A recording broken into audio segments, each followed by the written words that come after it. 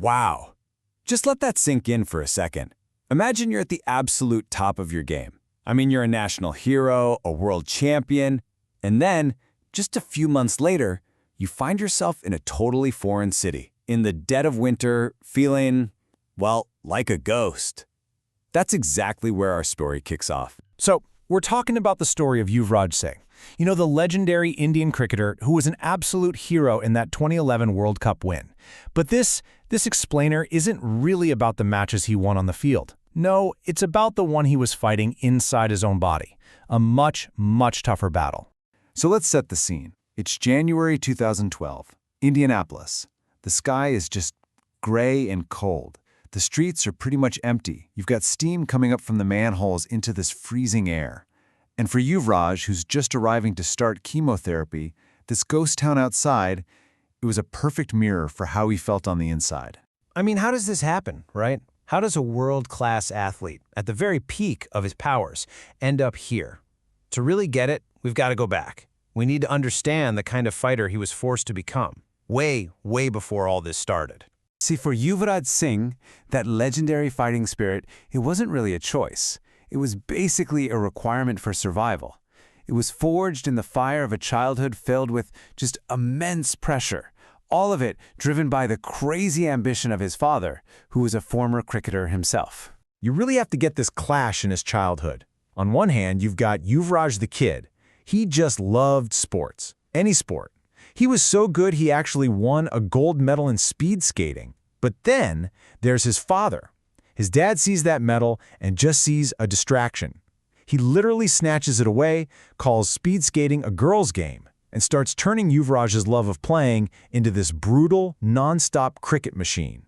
It stopped being fun, it became a chore, a project. And if you want proof of the kind of pressure he was under, look no further than this story.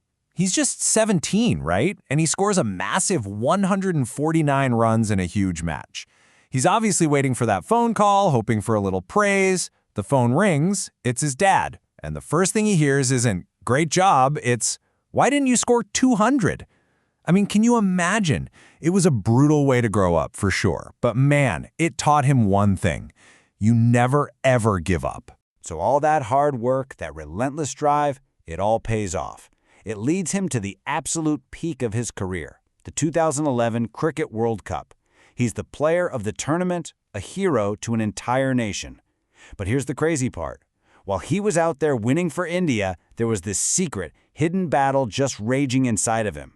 Just look at this timeline. It's absolutely staggering when you see it laid out. In January, he's coughing up blood in South Africa. He just dismisses it. In February, he's got neck pain so bad he can barely turn his head, and he still goes out and scores 58 against England. March, he coughs up blood again, and just blames it on match pressure. And then, on the day of the World Cup final, the biggest day of his life, he's throwing up all day long. The guy was literally falling apart while putting a whole country on his back. So you have to wonder, right? When he looks back, was it worth it? Life or the World Cup? And his answer is incredible. He says if he had to do it all over again, he'd make the exact same decision.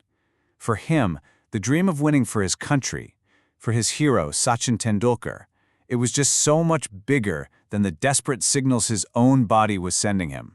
Of course, the parades and celebrations eventually end. And when they did, that secret battle, well, it couldn't be ignored anymore. The symptoms got worse, and they led to a discovery that was, honestly, more terrifying than any bowler he'd ever faced on a cricket pitch. I mean, just try to put yourself in his shoes for a second. You finally go get an x-ray, you're looking at the film, and where your left lung is supposed to be, there's just this big white cloud. His own words just say it all. What the hell is this? In that single moment, he knew. He knew that this was the reason for all of it. The coughing, the pain, not being able to breathe. And then the name came back. It was cold, clinical, mediastinal seminoma. It's a rare kind of germ cell tumor located in that space right between your lungs. We're talking super rare, like it only accounts for 0.1% of these types of cancers. So it wasn't on his lung, it was growing between them right in the center of his chest. What happened next was a period of really dangerous denial. He tried everything else first: alternative therapies, acupuncture, anything to avoid facing the truth. He even kept playing cricket, touring England with this massive tumor growing inside his chest. By the time he was finally forced to deal with it, the tumor was huge, about 15 by 13 centimeters. It was squeezing his lung and pressing on his pulmonary artery. Doctors later told him his heart literally could have burst. That's how close he was. And so, that brings us right back to where we started. Back to that ghost in Indianapolis. The denial was over. The time for alternate therapies was done. Now, he had to face the hardest match of his entire life. 9 straight weeks of chemotherapy that was going to break him down in every way imaginable. Chemo is just this brutal, relentless cycle, right? First, the drugs. For 5 hours a day, just dripping into his body. Then comes the breakdown. The nausea that never stops, his hair falling out, the weakness. He said his legs felt like empty bags of skin. And the physical pain was matched by the mental agony. This terrifying gloom that he just couldn't shake. His mom and his friends, they were his absolute lifeline, getting him through 9 of the most punishing weeks you can imagine. And the treatment it changed him. You have to remember, this is a guy who's famous for being a prankster, always the life of the party. But the chemo just wore that person away, leaving what he called a shell, a version of himself who didn't want to talk, whose entire world had just shrunk down to the 4 walls of that room. But that is not where this story ends. Not even close. The final chapter of this journey is the comeback. And it was an incredibly tough climb.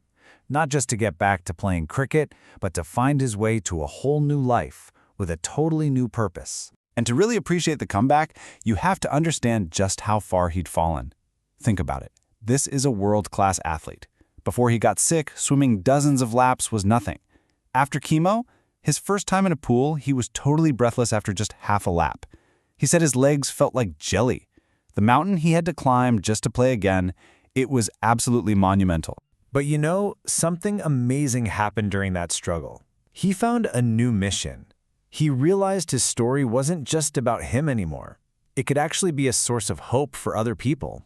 So he founded the You We Can charity to raise awareness and really fight the stigma that so often comes with a cancer diagnosis, especially in India. And this wasn't just some nice idea. It had a real, powerful impact. He tells this story about a 58-year-old man who had liver cancer and had just decided to give up. He wasn't going to do the treatment. But then he saw Yuvraj's comeback story on the news. And watching this young athlete fight his way back onto the field, the man thought to himself, if this young man can fight, how can I give up? And that's it, right there.